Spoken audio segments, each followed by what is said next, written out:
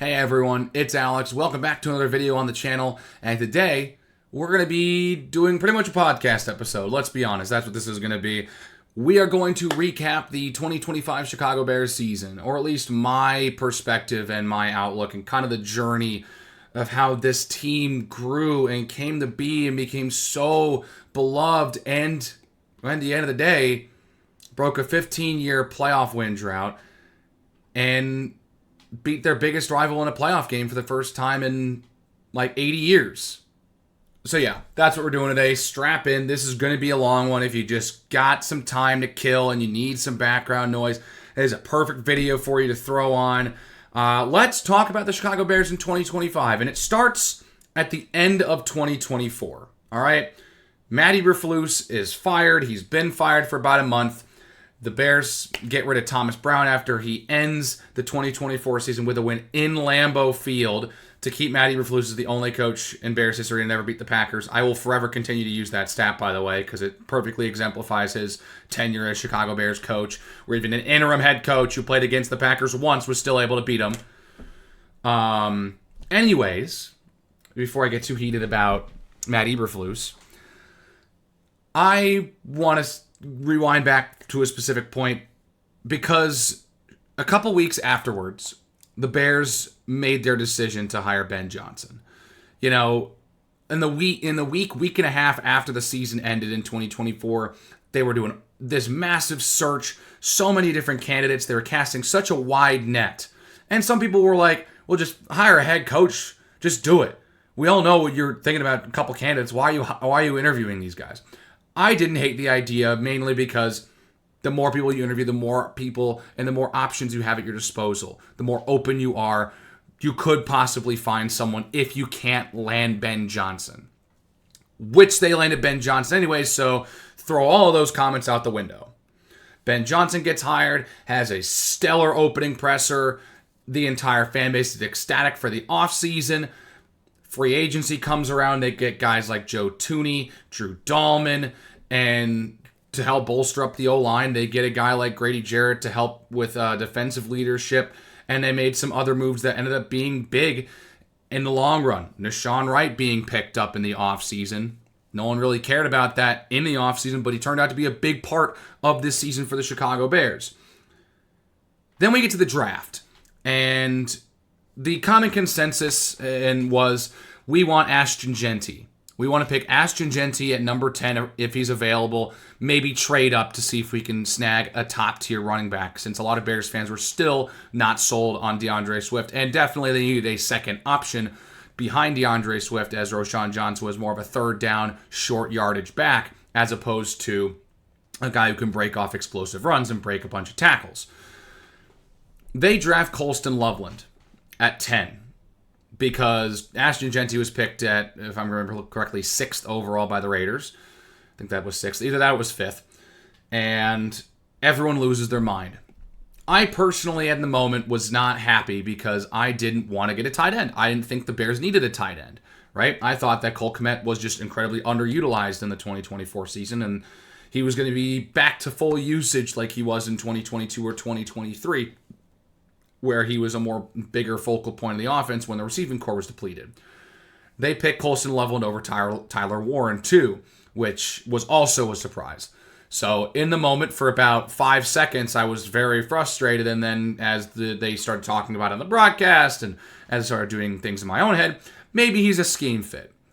And then in the second round, they pick a guy like Luther Burden, which came as a surprise, as more of a best available talent type of pick because they already had DJ Moore, they already had Rome Odunze, they picked up Olamide Zaccheaus in the offseason. Okay, they already had their top 3 receivers. You throw Luther Burden in the equation, okay, maybe is this wide receiver room going to be too crowded? But can you truly have too many weapons, right? Luther Burden's the pick. And also turns out to be a big success. They pick Ozzie Trapillo later in the second round. Also turns out to be a pretty good selection and an important role player down the line. And then as the draft keeps going, they make a couple picks. And in the 7th round, they draft a running back out of Rutgers named Kyle Monungai. People are kind of like, okay, there's a running back. There's your guy that, you get to back up DeAndre Swift, which Of course, with the fan base wanting Ashton Genty and a running back in the first round, getting one in the 7th round isn't necessarily nearly as alluring up front. Anyways, enough with the, we go to OTAs all through the offseason. There's all this talk about Caleb Williams. The couple of hit pieces from Ty Dunn comes out, and I'm not going to go into it. I've already talked about that several times and how much of a terrible, terrible thing that was and how shameless Ty Dunn was while putting it out there. If you haven't read it, don't.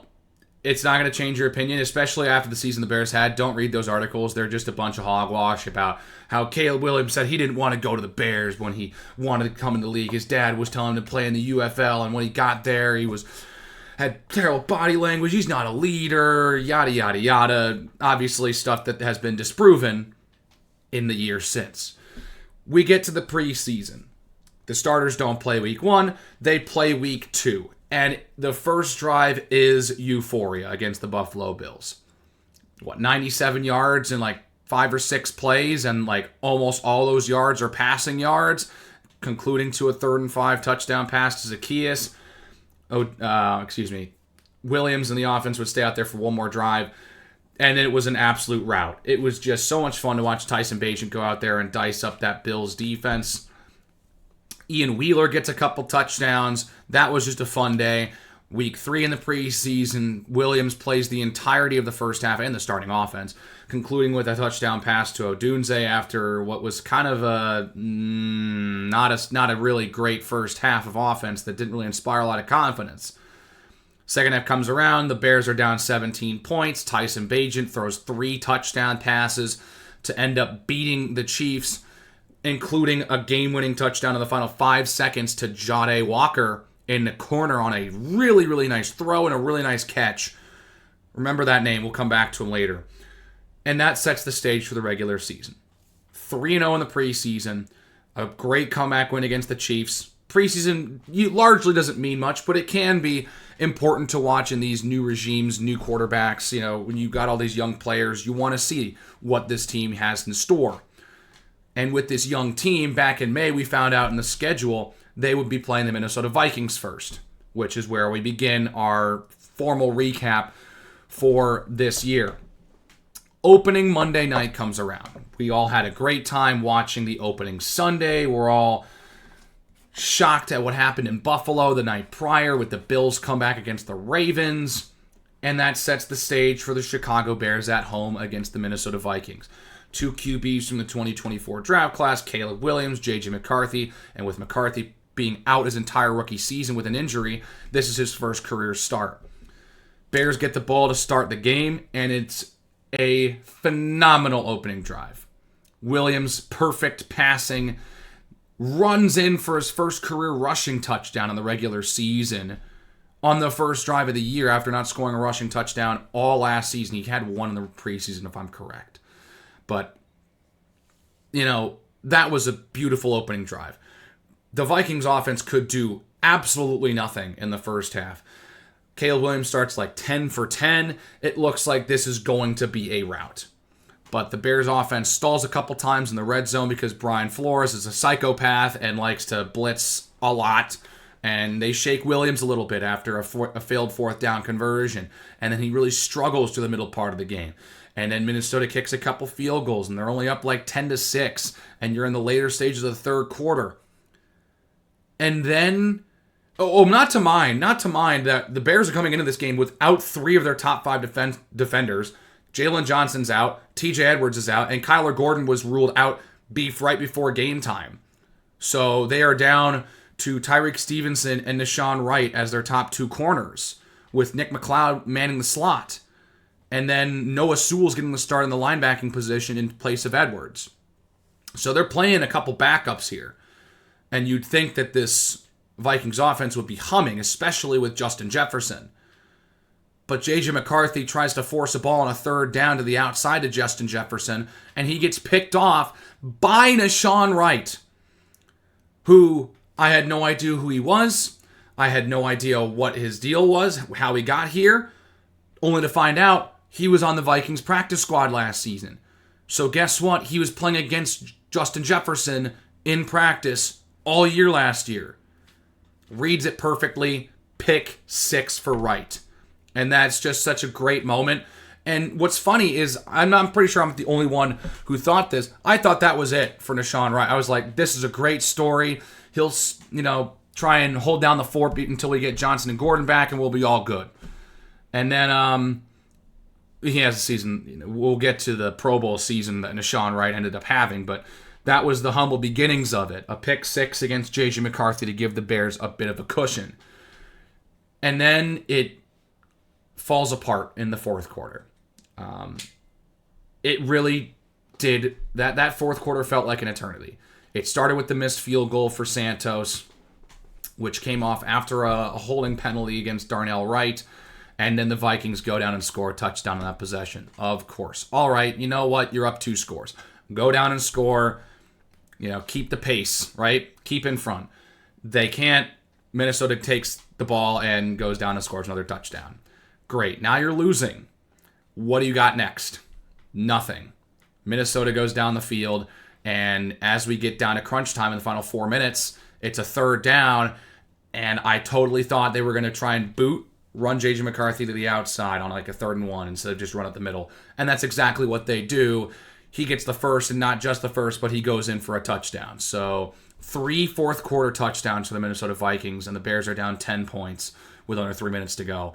They get a touchdown on the next drive after everything feels like it's collapsed, and you get this panic that sets in. And I was watching the game with a couple of family members who were just in full panic mode at this point, right? We saw this type of game happen so many times under Matt Eberflus. It just felt like we were going down the exact same path. Couple hospital balls. DJ Moore gets, destroyed on a pass and has to be walked off the sideline. The Bears end up scoring before the 2-minute warning on a short touchdown pass to Odunze.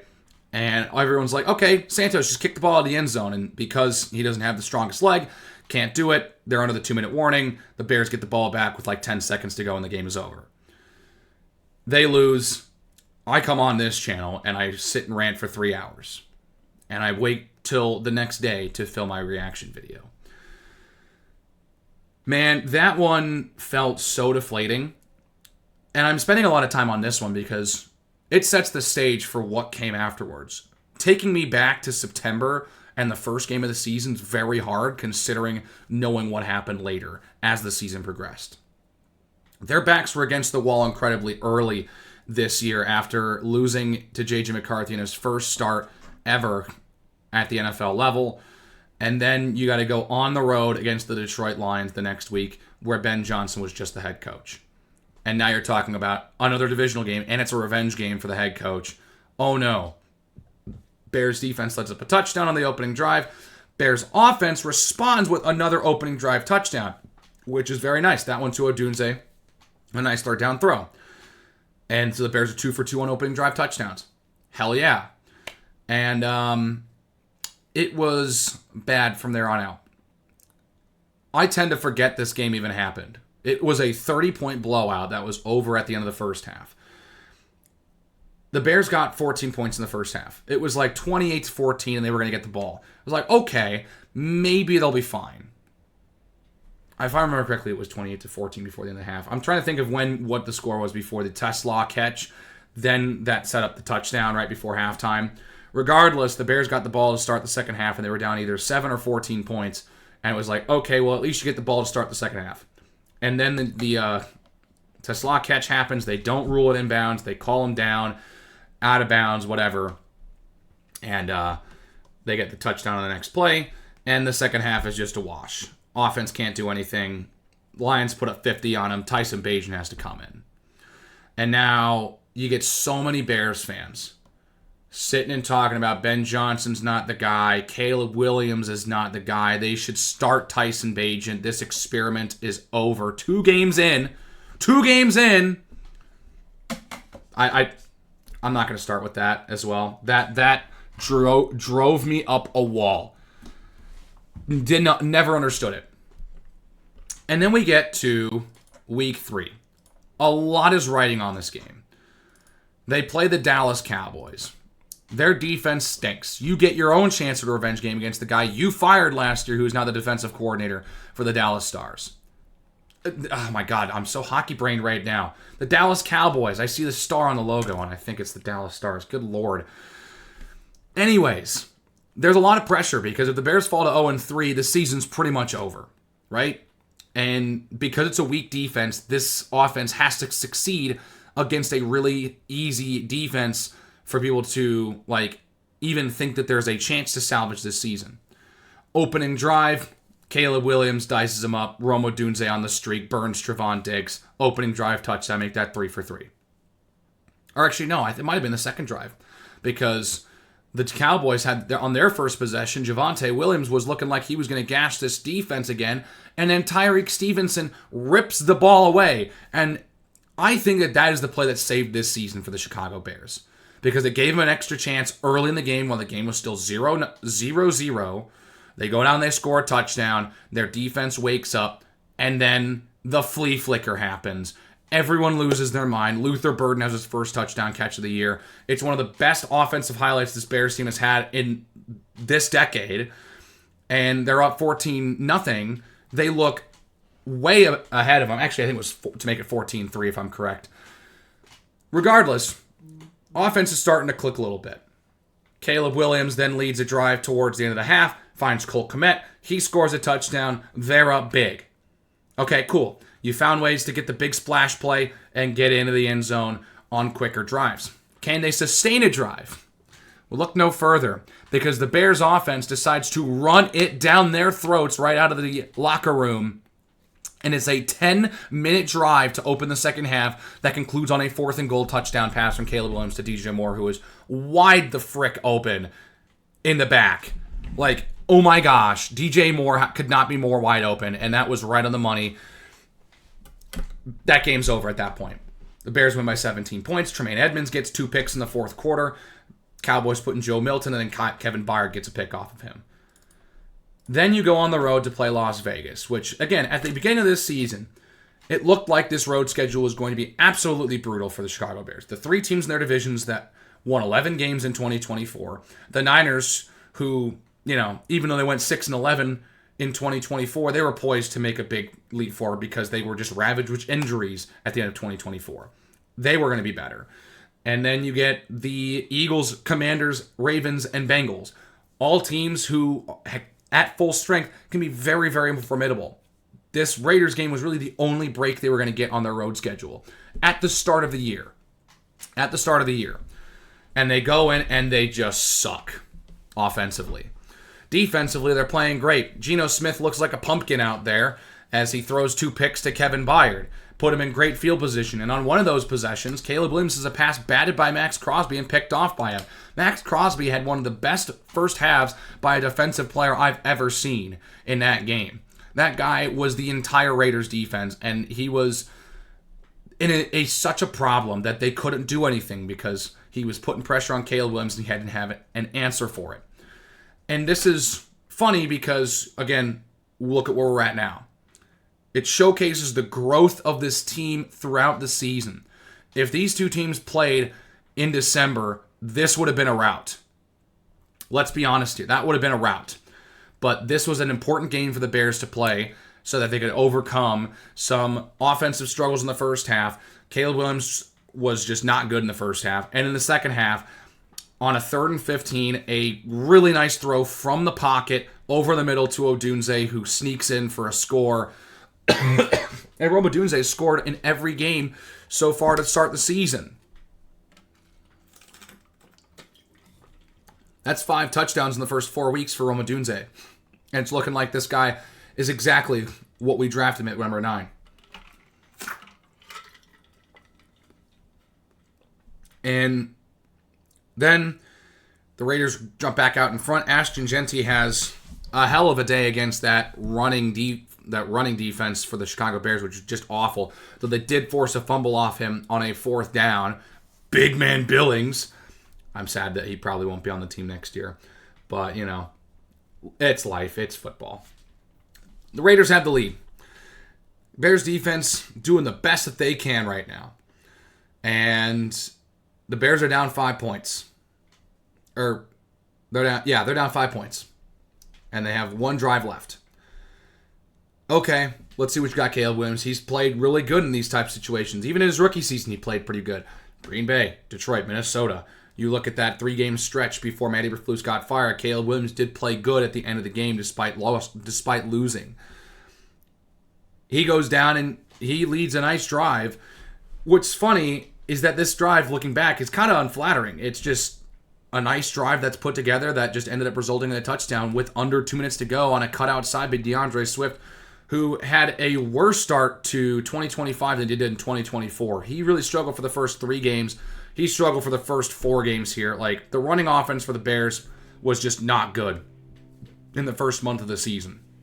It just really wasn't. And so Swift gets outside, scores what would end up being the game-winning touchdown, and now the Bears defense has to hold. And now the Bears let the Raiders get in a field goal range. Jeez. Daniel Carlson comes out to try and give the Raiders the lead. You're like, okay, there's still plenty of time. They can go down and kick a field goal. Not today. Josh Blackwell blocks the kick and saves the day. So the Bears don't even need to have another offensive possession where they're losing. They just go out and take a couple knees, and the game is over. And it felt like for the first time in a long time, the Bears played an ugly game. The Bears played a game that was really tightly contested and down to the wire, and they came out on the winning side. A game that they were trailing for a long time, then took the lead and did not give it right back. It was a very, very refreshing win, despite it being against a very bad Raiders team that ended up getting the number 1 overall pick. But at the same time, that Raiders team in the first month of the year went into New England and beat the AFC champion New England Patriots. So let's all remember that as well. Then we get to the bye week. And it was after this win against the Raiders that I was kind of really starting to feel the culture change. I watched the locker room video for that win. And it was Kevin Byard who said something along the lines of, the book on this team was that if you keep the game close, we're going to lose. That is a culture win, fellas. Let's keep it going, right? I don't think I've seen a more accurate statement about this Chicago Bears season than that one after the Raiders win. And at this point, the Bears have won 2 in a row, and now good, better, best has started to become kind of a fun thing after we figured it out at the end of the first win against the Dallas Cowboys. And so, as they go into the bye week, there's some questions still about this team, about can they sustain this?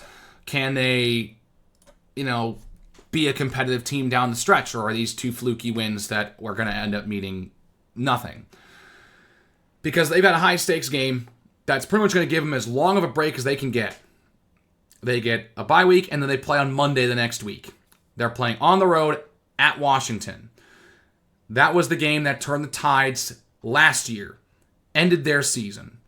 The Hail Mary. They were not the same team after that game. They get a chance to go and avenge that loss with all their new pieces, but there's still so many guys from that team last year in 2024 that were really wanting to get a get-back game against the Washington Commanders. And the Bears build a 13-0 lead. Jaden Daniels throws a pick in the red zone. Caleb Williams scores another rushing touchdown, and it looks pretty good. The offense still a little bit questionable, but the running offense starts to look better. And then all of a sudden, Jaden Daniels throws a nice pass to the end zone. Touchdown Washington. Okay. All right, that's not good. And then all of a sudden, you go to halftime. You're nervous about this game still. You got a lot of questionable calls by the officials. And the Bears by the way, the Bears also forced a fumble early in that game too. And it's just this game's really tight in the fourth quarter. The Commanders would end up taking an 8-point lead after a touchdown pass to Zach Ertz. If I remember correctly, that was what put him up by 8. 24-16. And then on a third down, Caleb Williams finds DeAndre Swift on the outside for a first down, but he ends up forcing a missed tackle along the sideline and takes it 55 yards all the way for a touchdown. They fail the 2-point conversion, and then the rain starts to kind of come down, and now it's starting to be a bit questionable on the conditions, and the Bears' running defense starts to show up, and in a bad way. They can't really stop much. And on a third down and short, with about 3 minutes to go, this is pretty much the game. Because I think the Commanders were just across midfield too, so it's like even if you get to stop, they're probably kicking a field goal, forcing you to score a touchdown, and then Jay Daniels fumbles the ball. Nothing more. He fumbles the ball, botches the handoff, and Nashawn Wright is right there to fall on it. The Bears get the ball back, they're down a field goal. Caleb Williams doesn't need to do too much on this drive. He throws, I think, 2 passes, 2 completions. DeAndre Swift with a couple of big-time rushes with some great holes from the offensive line of the Chicago Bears. He gets in the field goal range. And all of this, by the way, with a backup quick kicker, because Santos is injured. They pick up Jake Moody, who's been cut by San Francisco, and he nails the game-winning kick to get the Bears their revenge against Washington. They've won 3 in a row. And that was an awesome win for this team. I was thinking that this might have been a game similar to what happened in 2024, where each team's season took completely different trajectories after that game. It happened again, where both teams were kind of going the same way, and the split happens right after the game. Bears ascend to a great season. The Commanders go a forgettable 5-12, 4-13. So you move on, and we go to their game against the New Orleans Saints the next week. Caleb Williams gets a chance to play against the guy he replaced in college at Oklahoma, Spencer Rattler. Spencer Rattler talked plenty of times in college about how much that hurt him, about getting benched for a freshman, and how much that really hurt his ego. Guy needed to get humbled after, that. If you know anything about Spencer Rattler, you know this guy has a bit of a history of being a bit of an egotistical guy, especially when he was younger. And at this point, he just won his first NFL start after 11 tries. Comes into Chicago, and he turns the ball over 4 times. Throws 3 interceptions to Nashawn Wright, to Kevin Byard, and to Tremaine Edmonds, and then he fumbles as well. And, well, there you go. That's it right there. Caleb Williams threw a pick as well. He did not have a really good game in this one. It was really the backs of Kyle Monungai and DeAndre Swift that got them this win, which, by the way, at this point, Kyle Monungai didn't become the guy, a crucial part of this 2-headed monster rushing offense yet. Weeks 1 and 2, he got 2 design carries. He got a couple of catches and a couple of targets, but whenever he was out there on the field in the first couple of games, it was pretty much guaranteed it was a pass. Kyle Monungai, excuse me, was non-existent in the run game.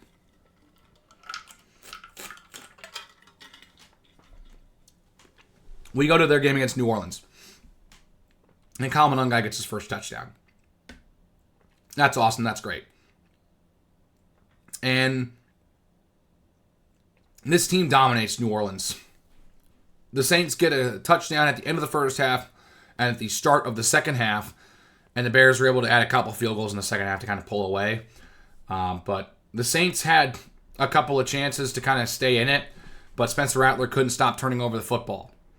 And Caleb Williams, again, becomes the better quarterback in that game, despite him still also not being very good. He just didn't turn the ball over 4 times. That's really what happened. And so this was probably, honestly, the most forgettable game of the season, right? This would be win number 4 in a row for the Bears. It wasn't really there weren't any super memorable moments in the game. It was just kind of a game that happened, and the Bears were able to comfortably win that game by 2 scores. They've won 4 in a row. They're 4-2, just like they were in 2024 before the Hail Mary. Week 8, they go on the road to Baltimore. A Baltimore team that's coming off the bye week. They have been ravaged by injuries early in the season and sit at 1-5. Lamar Jackson's been hurt for a couple weeks. So many key pieces on their defense were hurt. If I remember correct, I know Roquan Smith was hurt. If I remember correctly, Marlon Humphrey was also hurt. But both those guys came back, and I think they got some other depth pieces on the defensive side of the ball, and their defense looked great. Tyler Huntley did what he needed to do. Their offensive game plan was as easy as it could have been for Tyler Huntley, and the Bears defense didn't really have any answers. They gave the ball to Derrick Henry quite a bit. Derrick Henry ran over the Bears defense, scored a pair of touchdowns, In said game, he passed Walter Payton for all-time touchdowns, if I remember correctly as well, of course. And, yeah. Caleb Williams doesn't throw a touchdown pass. Their only touchdown came in the fourth on a 3rd and goal from the 1. That was DeAndre Swift. He just got in. Odunze had a strong game despite not scoring. And despite a miraculous throw fading away to DJ Moore with a one-handed stab late in the 4th with down 14 points, they can't score on that drive. You're frustrated. It was a very pitiful showing by the Bears offense. They've been kind of not looking great the last handful of weeks, despite them winning, and it kind of seemed to catch up to them a little bit. They got exposed a little bit in that game in Baltimore. They dropped to 4-3, and now you start having the same conversations. You got all these people panicking. It frustrates me so much. They just won 4 in a row. They lose one game, and everyone's just panicking. They go to Cincinnati the next weekend. They get a terrible defense. And they're starting another backup quarterback in Joe Flacco, who's coming in for Joe Burrow. And Joe Flacco has had an interesting career renaissance here as of late. Played for the Browns. He beat the Bears when he played for the Browns with a strong 4th quarter. And Bears got to go play on the road. This is a shootout. Bears surrender an opening kickoff touchdown. Their special teams was awful in this game, especially their special teams defense. Let up an opening kick touchdown, let up an onside kick in this game. It was just overall not a good day for a Bears special teamer. And the Bears offense was able to do what they wanted. They were able to do a lot in this game. Ben Johnson opened up the playbook a lot. DJ Moore passed to Caleb Williams on a 4th down and goal.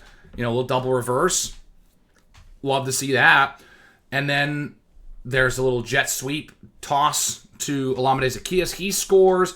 And then it's like, okay, Joe Flacco just threw a chuck it, go deep to T. Higgins. And T. Higgins absolutely destroys Nashawn Wright in coverage for a touchdown. And the Bears are losing going into the break. Colston Loveland then in the second half of this game, after Cole Kmet got hurt, would step up big time. Caught his first 2 touchdown passes of his career. His first one on a 3rd and goal, a nice cut over the middle. And the Bears offense would then get the ball back after Austin Booker steps in after Dio Odengbo at this point, who, by the way, they signed Dio Odengbo in free agency. They completely forgot to mention him. He was a non-factor all season with that big contract of his. He was a non-factor. Austin Booker has pretty much replaced his spot, and he played better than him this season. Forced a fumble off of Joe Flacco. The Bears turned it into a rushing touchdown from DJ Moore that almost was a fumble out of the end zone. Not to mention, Tyson Bagent came in for a couple of plays, including one where he actually threw it back to Caleb throws to Tyson. Tyson then throws back to Caleb on a screen pass across the entire field, and it picks up about 20 yards. Caleb Williams caught 2 passes in this game. And the Bears are up after the DJ Moore touchdown. They're up by 2 scores. The Bengals offense then gets back into scoring position, and Terrain Edmonds picks off Joe Flacco, goes in for a touchdown, game over, right? No, he's called down. They, give the Bears the football back, but he doesn't score the touchdown. Bears punt the ball back. Bengals score a touchdown, get the onside kick, score another touchdown. Bengals have the lead. Here we go again. The Bears blew it, right? But Caleb Williams on a 3rd and 10 with a nice scramble to pick up a first. And the very next play, because they only need a field goal, they're only down by 1 point. Colston Loveland bounces off of Jordan Battle, spins, turns it upfield, gone for a touchdown in the win. The Bears spoil the comeback bid for the Bengals, something that previous Bears teams, especially Bears teams under Matt Eberflus, would not have done. Would not have done. And so the Bears are now 5-3. They escape again. And now they've won 3 games in the final 2 minutes. They come home to play the New York Giants. This is a game that they should have in the bag. But Jackson Dart plays pretty well in this one without Malik Neighbors, without Cam Scattaboo. He's able to do enough. He rushes for 2 touchdowns in this game, and he has a 17-7 lead in the second half against the Bears, which there were elements, a bunch of 4th down conversions. Both teams stunk on 4th down in this game. Caleb Williams had a couple of nice throws to the end zone that were dropped. One specifically to Olamide Zaccheaus that was right in his hands that he dropped.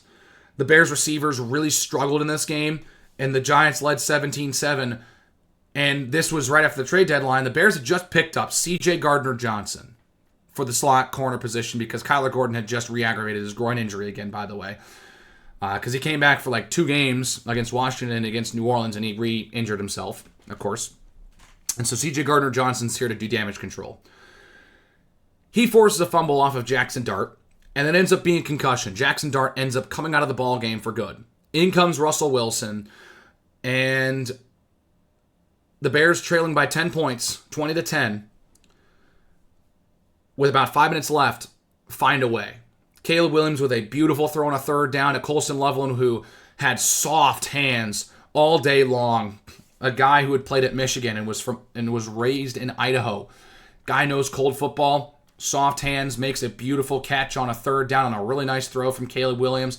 They go down the field as Caleb Williams scrambles for about 30 yards, and then a 1-yard touchdown pass to Rome Odunze, which would be his last of the year. And then the Giants go 3-and-out after Russell Wilson can't do anything. C.J. Gardner-Johnson had 2 sacks in this game, and a sack that got the Bears the ball back in the fourth, late in the fourth. And they got great field position. Luther Burden with a nice catch, and then Caleb Williams on a boot to the outside, to the far sideline, skirts down the sideline and into the end zone for a touchdown, and the Bears lead. Russell Wilson can't do anything as he's a pumpkin. He's aged. He's washed. He can't do anything. The Bears win 24-20. They escape again with another big comeback win. Their 4th win this year at this point, 9 games played. 4 of 6 have been won in the last 2 minutes. You go on to their game against the Minnesota Vikings the next week. The Bears' offense doesn't look great, but they're doing good, and the Vikings' offense looks putrid yet again in the first half. You're going against psycho Brian Flores, who decides to rush 5, and it's like, oh, you can block 5. Here, have 6. Oh, you can block 6. Here, have 7. You think you block 7? Here's 8, right? The guy is so blitz heavy, it's ridiculous. Caleb Williams has started to improve, as in the last game against the Giants. He has really started to come on and prove to a lot of people that, well, he kind of can be an escape artist. He didn't take a sack in that game against the Giants, against a really stout front 7 with Brian Burns, Abdul Carter, Dexter Lawrence. Like, they have some pieces. I'm definitely forgetting. Kayvon Thibodeau as well. Like, they've got some pieces on the defensive line. Caleb Williams didn't take a sack in that game. He becomes a little bit more of Houdini in this one as well. The Bears' offense is doing what they can. They're up by 13 points in the 4th. And it feels like they haven't been able to snap the neck. The Vikings still have a shot.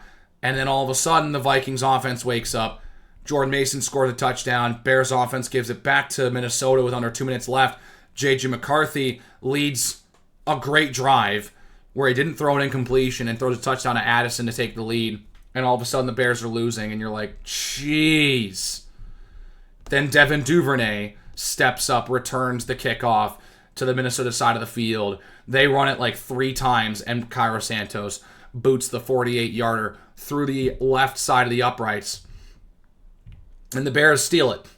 After going down and losing, they have to win a 3rd consecutive game and 5th overall in the final 2 minutes of the game.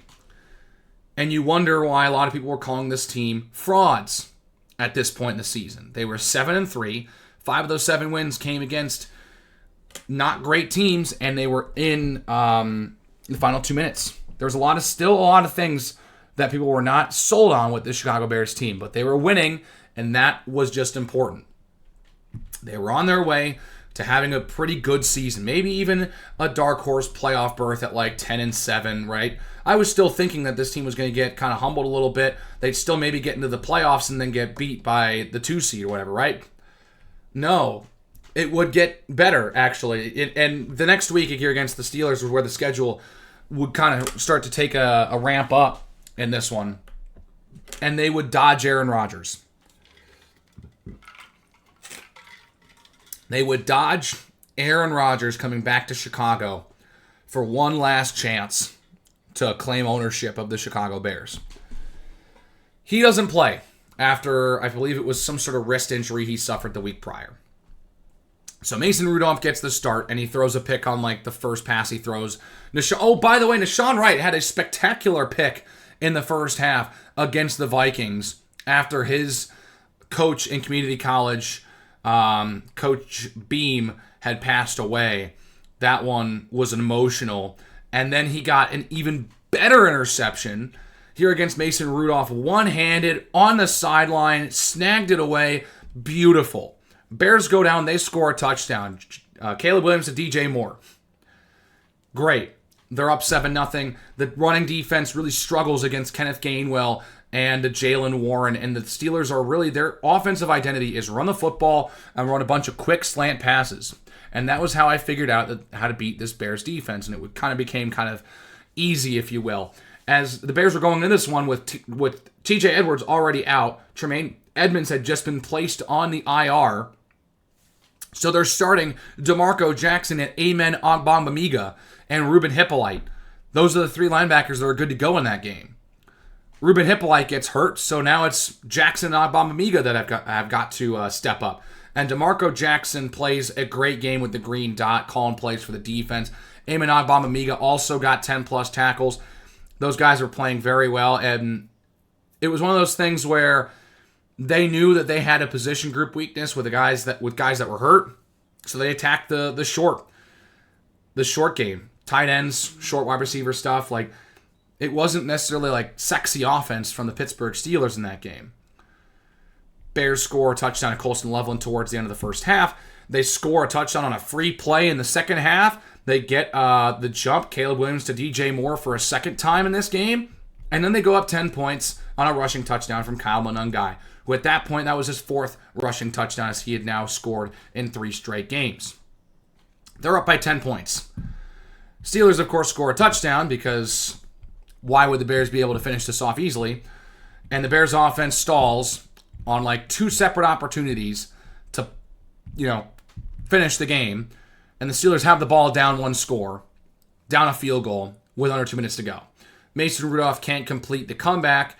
They can't tie it up. Bears defense holds. The Bears get to 8-3 with another 1-score win. This time against a team with a winning record, but was still a backup quarterback. So there were a lot of people who were still questioning the legitimacy of the Chicago Bears team. Luckily for those people, they would get a chance to prove themselves on Black Friday, on the road, against the Philadelphia Eagles, the reigning Super Bowl champions, who were also 8-3 coming into this game. And they're playing all their starters. Perfect opportunity. And the Bears look like the better team from start to finish. Caleb Williams didn't have a great game. He was generally inefficient. He did throw a really bad pick as well. Not to mention the career low light for him against the Steelers when TJ Watt takes him out and he tries to throw it. He fumbles in the end zone. That one. I forget that play even happens.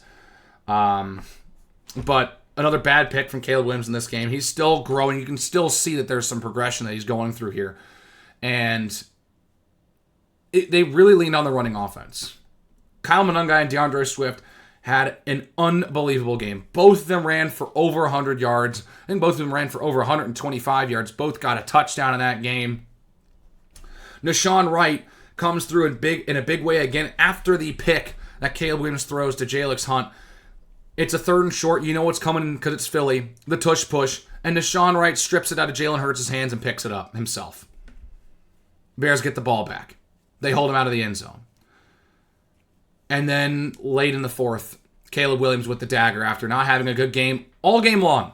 Rolling to his left. A dime right to Cole Kmet in the end zone. Bears take a 2-score lead. The Eagles would score a touchdown late, and they'd miss a field goal. But the Bears would win by 9 points, even though it didn't even feel like it was a 9-point game. And the Bears would win by 2 scores for the first time since Week 7. And that was a statement. That was a statement win for the Bears. As this was the part of the schedule that really heated up. As this would then begin the trio of Bears-Packers games this season. Man, oh man. What a series. I mean, these 3 games took probably years off my life. And we're going to talk about it a little bit. Man, what a crazy, crazy series. The neutral fans out there who didn't really care about either team must have been loving this series this year. Bears have a terrible first half in Lambeau. Jordan Love has a bad pick to C.J. Gardner-Johnson, and the Bears can't do anything off of that drive. They look absolutely terrible in the first half. They surrender a touchdown right before halftime. They're down 14-3, and I'm sitting there like, well, here we go again. But so many other Bears teams in the past would have let that game get away from them, and they would have gotten blown out by 4 touchdowns. But not this Bears team, because Caleb Williams decided to wake up and had a great second half. You think about that throw where he bounces off of DeAndre Swift and then fires a floater over the head of the defender right into the arms of Cole Kmet on the sideline. And then like 2 or 3 plays later, from the 1-yard line, with Micah Parsons in his face, threads it through the hands of Keyshawn Nixon into the arms of Olamide Zaccheaus for a touchdown. And you're like, okay, great drive. They scored a 2-point conversion on that drive as well. And you're like, okay, they're down by 3 points. That's nice.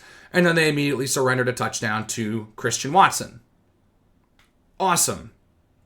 They get a field goal. They're down 7 points. Then they get the ball back, and they lead another nice drive, which is finished off by a Colston Loveland 1-yard touchdown pass from Caleb Williams. And the game is tied. They tied it up. And this is the progression throughout this year for this Bears team. They came back this time around. Instead of holding on to a lead, they came back. They found a way to tie it. They let up another touchdown late in the game. Caleb Williams then starts to lead a very, very nice drive with a couple nice throws to Burton. Had a nice scramble throw to Devin Duvernay, of all receivers, by the way.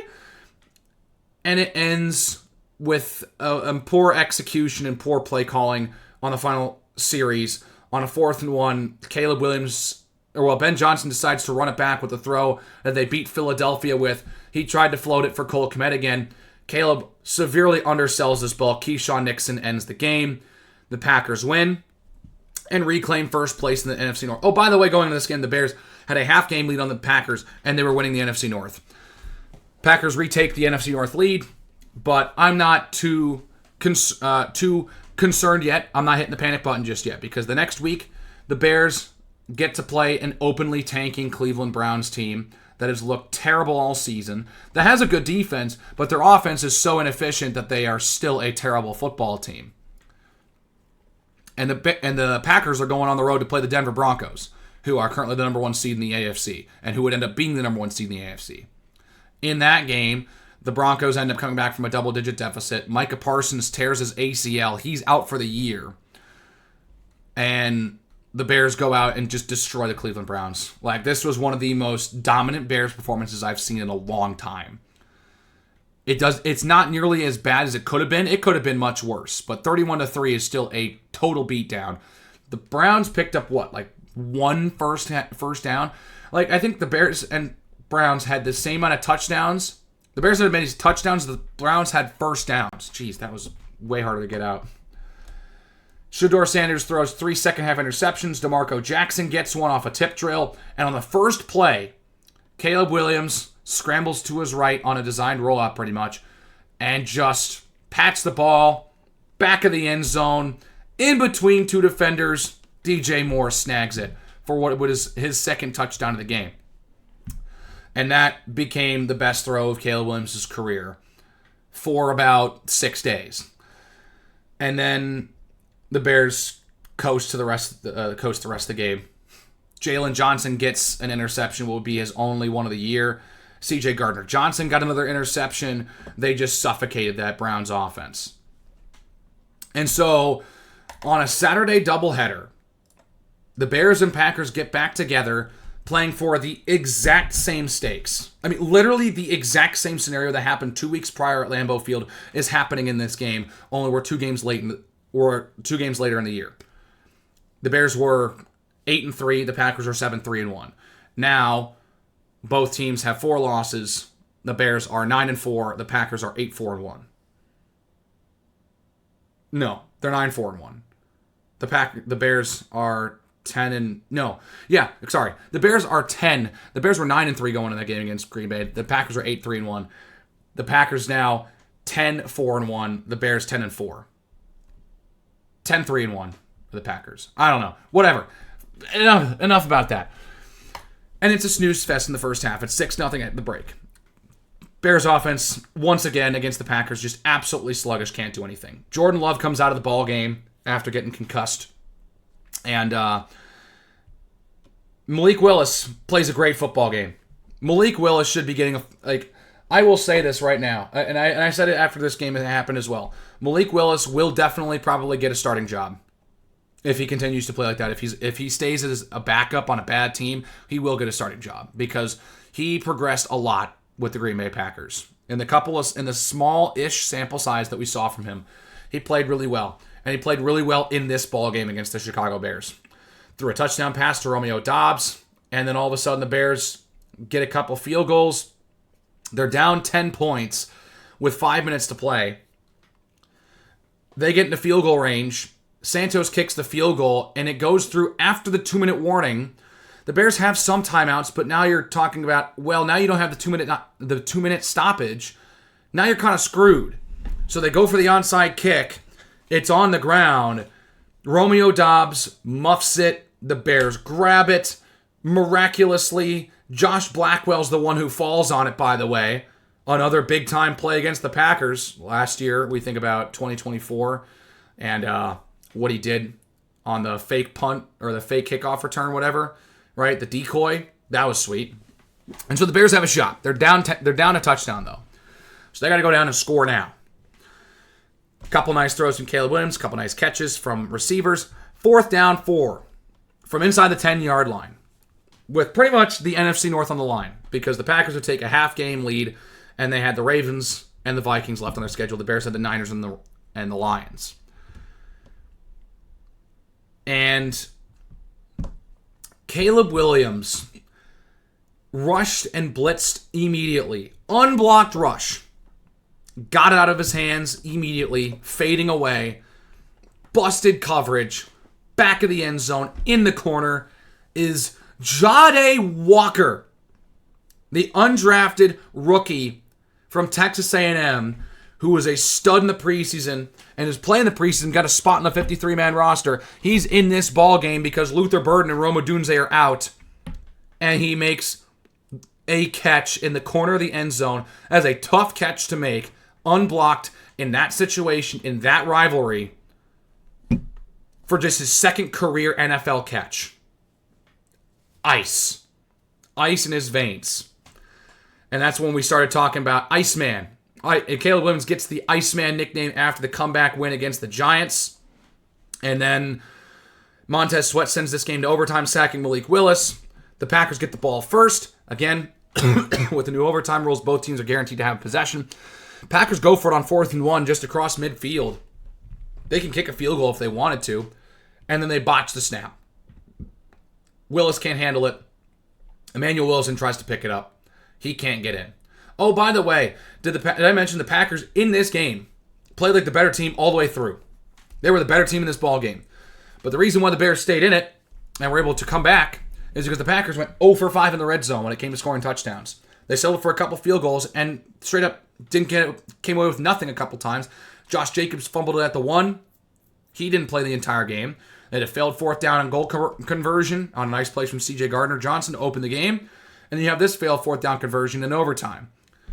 3 plays, a first down for the Bears after Kyle Monangai rushes ahead. Xavier McKinney makes a touchdown-saving tackle. And on the first play after that, Caleb Williams goes play action, gets enough time, steps into the throw, and delivers what ended up being the NFL moment of the year. The 46-yard dagger to DJ Moore. And as Tom Brady called it, a true A-plus throw. Tight coverage from Keyshawn Nixon. He's covering DJ Moore's eyes a little bit, and the throw was right on the money. He hits this celly, and the Iceman cometh, and the Iceman taketh. Good, better, best. The Bears would end up clinching the NFC North before they would step on the field next, as the Packers would play Saturday night the next week against the Baltimore Ravens, and Derrick Henry just absolutely dusted them for 4 touchdowns. Bears win the NFC North, and they get a chance to play against the San Francisco 49ers. The Niners in this game played great. Brock Purdy started off the game terribly. Deflected pass by Jalen Johnson. TJ Edwards gets his first career touchdown on the pick six. Bears open the game with a defensive play yet again. And then the defense could not stop anything for the rest of the game. They allowed 42 points, 6 touchdowns against Brock Purdy in that offense. Christian McCaffrey did whatever he wanted. Brock Purdy, while not the greatest game I've ever seen from a quarterback, still was very good, highlighted by that scramble drill, evading Andrew Billings and Austin Booker, and then tossing to Kyle Juszczyk in the end zone in the third. Was just a spectacular play by Brock Purdy, but he had a clean pocket for the most part in this game. Couldn't get a ton of pressure on him. Caleb Williams responds, "Oh, we're going to do this. All right, I'll join in." A nice throw to Luther Burden on a deep throw, flat-footed. Nailed it to Luther Burden for just his second touchdown of the year. And then as he gets another jump, he throws a second free play touchdown of the season to Colston Loveland. And the Bears start to get moving a little bit. It's a great game. Not one of the greatest games of the season, in my opinion, because there weren't a ton of lead changes. It would be the Bears scoring to tie it up, and then the Niners would go down and score to take the lead again, and the Bears would go tie it up. And the only time that changed was when the Bears got a stop and they kicked the field goal. But then right after, the Niners went down and scored a touchdown to take the lead. DeAndre Swift had 2 touchdowns in this game, including one on the first play, the fourth. And Caleb Williams starts to lead another great drive to go and end the game. And then they get one play after Ben Johnson calls a hook and ladder, a simple lateral that doesn't get in the end zone, inbound with no timeouts. They get it spiked, they get one shot. Caleb Williams buys as much time as he can, can't hit anyone, game's over, they lose. Okay, you're 11-5. Great game. I'm not feeling too bad about that. That's a tough team in the San Francisco 49ers who will be playing for the 1 seed in Week 18 against the Seattle Seahawks. They would lose. And then you get to Week 18 against the Detroit Lions. With the Bears already clinching the division and the possibility of Bears-Packers take 3 looming large, there were plenty of Bears fans who were like, sit starters and try and lose this game so that you don't have to play the Green Bay Packers and go out and play the San Francisco 49ers at home. Because they just didn't want to play Green Bay. They were just too scarred from that team. That didn't matter how good the Bears were this year. They did not want to play the Packers. But the thing is, the Bears needed they needed the Bears to lose and the Eagles to beat the Commanders, who the Eagles also sat a bunch of starters with the 2 seed on the line. And that didn't happen. The Eagles lost. And the Bears also lost. So the Bears get the 2 seed after a putrid first 3 quarters of football, playing their starters all the way through. Lions have a 16-0 lead. Defense not playing truly great, but they haven't allowed a ton of points, weirdly enough. And then the Bears offense wakes up in the 4th. A touchdown to Jahdae Walker for his 2nd of the year. They convert a 2-point conversion. And then Colston Loveland steps up big time, makes a touchdown catch in the back of the end zone. And Cole Kmet with laying his body out on the line to make that 2-point conversion catch. What a great catch from Cole Kmet. And the game's tied at 16 somehow. Just like that. I think the Bears the Bears got the ball back once after Kevin Byard got an interception because the Lions didn't try to really throw anything deep. They did exactly what the Packers did 2 weeks prior. A lot of slant passes with Amon-Ra St. Brown using the rushing offense and throwing only when you have to. Keep your 3rd down conversions really short and you're going to convert more often than you aren't. Kevin Byard gets a pick on a 3rd and long. And the Bears offense can't do anything. They give it back to Detroit. They go out on the field. Jake Bates kicks the game-winning field goal. The Lions finish 9-8. They sweep the Bears, but they finish last in the division. The Bears win the NFC North, going 2-4 in division play. And it sets up a date with the Green Bay Packers. The Bears are officially the 2 seed. The Packers pretty much locked themselves in the 7 seed after losing the Bears in Week 16. And tell you what,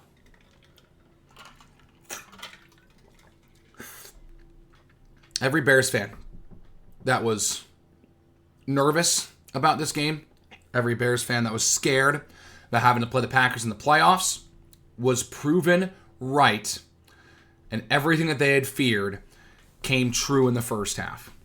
The Bears got completely exposed. Jordan Love dicing them up for 3 touchdowns. They don't make nearly as many red zone mistakes as they did a couple weeks prior. They're able to cash in on a couple of possessions more so. All that Bears can do is score a field goal. And they're going into halftime down 18 points, and it feels insurmountable. Here we go again. The Packers will get the last laugh and win as the 7th seed for the second time in 3 years. But Brandon McManus misses a kick at the end of the first half, and it doesn't look like it's much, but like, hey, okay, the Bears, and that, to make things worse, the Bears don't even get the ball to start the second half. That goes to the Green Bay Packers. And the Bears defense was playing so bad that I just thought it was over. Because no matter, it was like, look, they got to make up 3 possessions. The Bears offense could click and score on every drive for the rest of the game, but I don't know if the Bears defense can get 3 stops. And then the Packers come out and punt 4 straight possessions to open the second half. It just looks like a completely different team. Both sides. Bears offense can only muster up 2 field goals until the 4th.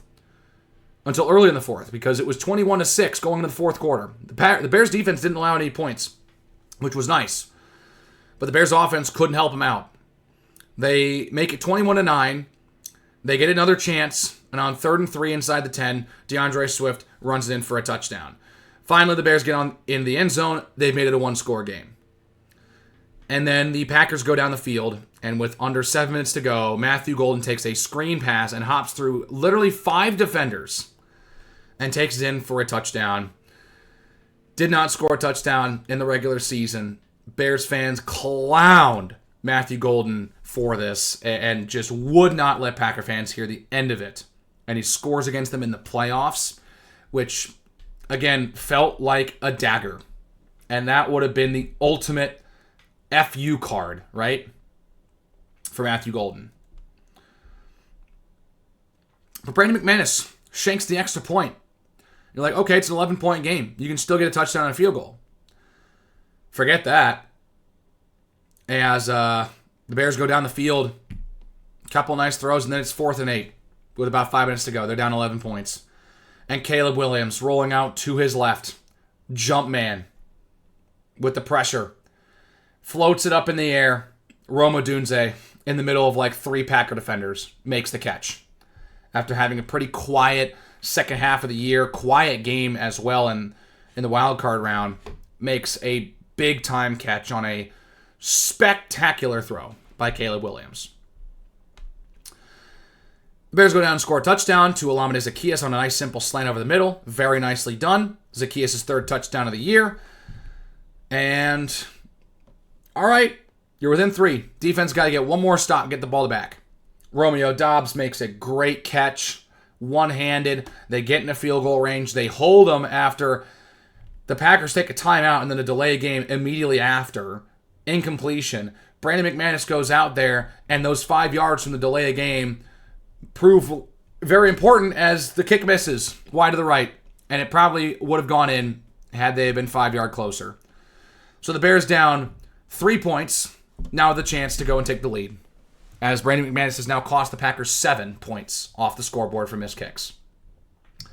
Bears go down the field, very, very confident drive, couple of really nice throws down the stretch, and then Caleb Williams, the fake on the screen pass, the pump fake, DJ Moore, wide open, touchdown, Bears lead for the first time since it was 3-0, because they scored on their opening possession, and that was it. And then the Packers, the thing is, it was like, okay, did the Bears score too early? There was still a minute 40 left. Did they score too fast? The answer was no, as Green Bay had plenty of time. They got him to 4th down. Matthew Golden makes a catch. He had a great game. Jordan Love gets him into field goal range. Jaden Reed had a ball go through his hands that probably could have gone for a touchdown. They picked on Kyler Gordon all night long, who came back after playing like 3 games all season. And then you get down to the final series. Off the hand of Christian Watson, incomplete.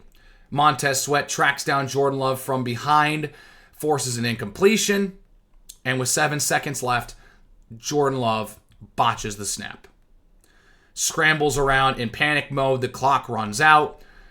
throws it to the end zone, right into the hands of Kyler Gordon. He can't squeeze the interception, but that's it. Doesn't matter at that point. The game is over, and the Bears come back from 18 points down to win a thriller against the Green Bay Packers. Their first playoff win against Green Bay since the week after Pearl Harbor. It was just the team's second playoff match since that day. And the Packers won the lone other playoff match in that NFC Championship back in 2010, which was the first of, if I remember correctly, three consecutive playoff losses. And the Bears snap a 15-year drought of playoff wins against their most hated rival, against that coach who is on the hot seat a little bit. Ben Johnson then gives them the F the Packers in the locker room. All the pearl clutching from Packer fans just brought a smile to my face. You know, with the irony 4 years after their quarterback said, "All my life I still effing own you." All of a sudden when the head coach of the Bears says F the Packers, "Oh, that's just unprofessional. You can't do that. Oh man, you hurt my feelings." They're just mad that the team that they've been bullying for 30 years is finally standing up and throwing a couple punches back. The rivalry is back, man. 2026 Bears-Packers is going to be crazy. All three of these games came down to the last play of the game. God, these games are going to continue to take years off my life, I swear to God. But the Bears win. We're all celebrating. It's the greatest moment of my life as a Bears fan, hands down. Not just winning a playoff game, but against that team and in that fashion, at home, all that wonderful stuff, with all the stuff that happened at the beginning of the year. Euphoria. They draw the Los Angeles Rams the next week, with who would end up being the MVP and Matthew Stafford coming to Chicago. I thought this was going to be the place where the Bears were going to bow out. And it was a very, very good game. They held Matt Stafford into check. Jaquan Brisker played an outstanding game, and it sucks that it could be his last game in a Bears uniform. Kyler Gordon played his best game of the season. He started to look like the guy that we drafted and the guy playing to his full potential when he's healthy. He started to look like himself again, and it was awesome.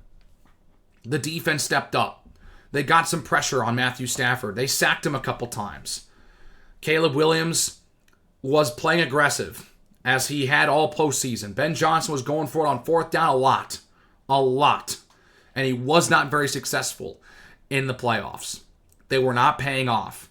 Caleb Williams threw 3 fourth down interceptions, 2 against the Packers and 1 against the Rams. Threw 2 more interceptions in that game against LA. And yeah, there is definitely something to be said about Caleb Williams finally. But then again, Caleb Williams was being a little bit conservative, not trying to force throws. And if he was, put in a spot that can't get picked off more often than not. But he was forcing some throws in these playoffs, you could tell, because the season's on the line. Threw 3 interceptions in this game. It was not his greatest night, really. And he had a nice touchdown throw. And I was off a deflection. DJ Moore with a great catch. Bears defense only able to muster up a field goal. They fail a 4th down and goal late in the game, down 7. They get the ball back. One last shot. Again, 4th down and 4 in the red zone. Gotta have it. Caleb Williams, the play's blown up. Offensive line can't do their job, which was a rarity this season, as they were awesome. The offensive line was great this year. Caleb Williams drifts back to the 40-yard line. 25 yards behind the line of scrimmage. And he just chucks up a prayer. And in the end zone is Cole Kmet, who gets off his defender, catches it, game tied, we go to overtime.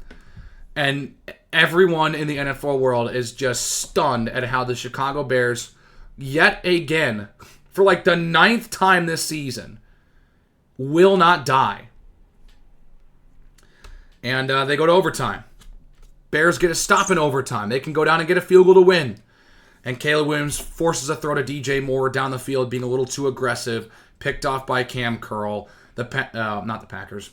Or a week later than that. because the Packers wouldn't be able to do this because they didn't. They had a chance to snap the neck. They couldn't. The Rams go down the field, and they score a field goal and end the Chicago Bears season. And it's really unfortunate the last play that this offense runs is an interception. And it leaves a lot of people grasping at straws. Like, oh, what could have been? And there is a little bit of validity with, okay, it's harder to get back, right? You can surprise everyone and get to the playoffs and get far into the playoffs. But getting back can be hard. Just ask what happened to the 2023 Lions, the 2024 Commanders, and you hope that doesn't become the 2025 Bears, right? But I think that this team is built for success, built for long-term success. Second-year quarterback who just played great, just finished just shy of 4,000 yards. I think next year's the year he hits it. Ben Johnson had a stellar first year as a head coach. I think that there's a lot to like about what this Bears team has. They just got the inaugural protector of the year in Joe Thuney. They got moment of the year with the Caleb the DJ dagger against Green Bay week 16 that pretty much won the NFC North for the Bears. And, you know, it's a special moment in this franchise's history. They haven't had a season like this in a long time. Despite them going 11-6 and only winning one playoff game and not even getting to the NFC Championship, it is one of the most memorable Bears teams that this team has had in the 21st century. And I'm pretty sure that when we look at this team down the line, 5-10 years down the line, when Caleb Williams is maybe a little bit past his prime, Ben Johnson is still here, most likely, right? When we look down the line about what this year means for the Chicago Bears, and who knows, maybe Caleb Williams regresses and he gets traded, 3 years down the line, and that would suck. I would hate that. But who knows? That's always a possibility, unfortunately, in this league. But we'll always remember this 2025 team for being one of the most fun teams out there because they just continue to find ways to win despite not everything going perfectly. And I think that was something that they needed to do to exercise some demons from what happened under the Nagy regime, what happened under the Eberflus regime, the amount of close games that they choked away in the last 10 years is unbelievable. So breaking that habit a little bit after blowing it against Minnesota to open the year, really special. And you look at the schedule, it's like, again, this team started 0-2, and they won the NFC North, a division that had 3 11-win teams in 2024. They won 4 in a row. They won 5 in a row. They were a very streaky team. I mean, seriously, they won 9 of 10 at one point. They were 0-2 and went into that first game against Green Bay 9-3. I mean, look, after they beat the Eagles, they went 3-4, which is the funny part. After they beat the Eagles, they went 3-4 to end the year. But 2 of those wins coming against the Packers, coming back in double digits in the fourth quarter in both of those games, one of them winning in overtime and the other one being a playoff win. It kind of washes out some of those other losses, those losses to San Francisco and Detroit. It kind of makes you forget about the way that season ended. And the memories of Caleb throwing that pass to Cole is going to be one of those things where it's like one of the best plays in the loss I've ever seen. Reminds you of some of the magic that Aaron Rodgers was able to channel when he played the Arizona Cardinals in 2015 in that divisional round to tie that game. A Hail Mary on 4th down and 20. A Hail Mary as time expires. Kind of on the same vein. Both teams would end up losing in overtime in those respective games. And both teams would lose the next week to the eventual conference champions. Anyways, that's the full schedule right there. And this schedule was tough going into it. They had a really tough schedule going into the season. Because obviously, maybe the record's a little inflated this year, but I think the talent on this team got better as the season progressed. They don't win at Philly, at home against Green Bay. They don't win those 2 big games late in the year if those games are played in September. They don't win those games if they're played even in October. They needed to play some tight games against some teams who are at the kind of lower on the totem pole to kind of prove to themselves that they can win close games. You play that game against Las Vegas in December, it's a rout. You play that game against the Giants in December, it's a rout. You play that game against Cincinnati late in December, it's also probably a rout. Actually, Joe Burrow would have been back. It probably still would have been a shootout. Regardless, a very, very successful season for this team. And its schedule, again, is still pretty tough. They have 9 teams on the schedule with an over 500 record, and 6 of them, or 11, sorry, 11. I had to think about it again. They were playing 11 of their 17 games against teams who finished finished better than 500 in 2025. That's the right year. The 6 games against their division. Because guess what? The entire NFC North finished over 500. And the Bears won that division. And then they got a first place schedule since they finished first. They get the Super Bowl champs on the road against Seattle for a second consecutive season. They get the Jacksonville Jaguars, who are also on the come up, at home. And they get to play Philly again, at home this time. So that's 9 games against teams with winning records last year. They play the NFC South. Every team there had losing records, so that's a bit of a break on the schedule. And then they play the AFC East. You get the Patriots and the Bills, 2 teams who are over 500. You play both teams who went to the Super Bowl. You play 11 teams who won more games than they lost in 2025. So at the start of the season and the start of the offseason, the schedule doesn't look like it's going to get much easier for the Chicago Bears. So we'll see what happens in this offseason. We're still early enough. Free agency comes up soon. The coaching circle is complete. Like, the hiring cycle's complete. The season's over. We crowned a Super Bowl champion. It's going to be a super fun 2026 campaign. There's also a chance that the Bears get to open the season in Seattle on banner-raising night. Since the Seahawks won the Super Bowl, they get a home game to start the year, right? There is a chance that they draw the Chicago Bears. So, it's going to be a very exciting offseason. We'll see what moves they make. We'll see who stays on the team, who ends up getting cut, what position groups they decide to focus on in free agency and the draft. You know what. It's going to be exciting. I'm super pumped for what this Chicago Bears team has in store for 2026. I felt like this is the jumping point. This is the first year in a contending window. This is a year where a team emerges and becomes a mainstay in the NFL. You just have to make sure that you do not go the way of the 2017 Jaguars, the 2023 Detroit Lions, the 2024 Washington Commanders. Hell, you could even put the 2018 Chicago Bears on there, where they're one-year wonders. They lose in a tight game against an experienced team, an experienced playoff coach, experienced playoff quarterback, and they can never get back there. Only time will tell with how that goes. But I gotta say, I'm really excited about the future. It's a tough way to end this season for the Chicago Bears, but there are great foundational pieces in this locker room, in this coaching staff. And I think the big thing that we're going to find out in the offseason, organizational-wise, where the Bears are going to be heading. Are they going to be playing in Arlington Heights? Are they going to be playing in Indiana? Will they be staying in Chicago? That definitely won't be happening. I'm going to be telling you right now, they are not looking in Chicago. Chicago's lost the Bears. And now I just saw a report that there's maybe Iowa trying to jump in the conversation for some weird reason. We'll see what happens. This is going to be crazy. I hope it's Arlington Heights. From what it sounds like, that would be a great complex for not just entertainment, but for food. And yeah, like, it would be just a great hub for a great community up in the northwest suburbs in Cook County, in Arlington Heights. I think that would be great. Anyways, we'll see what happens. I'm going to stop talking here. I've been going for a long time. I know. I said it was going to be a podcast episode.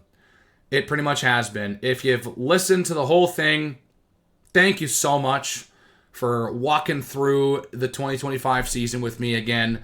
You know, it's been over for almost a month now, and it feels like it's been eternity already, and we got to wait another 6 months until they're back on the gridiron.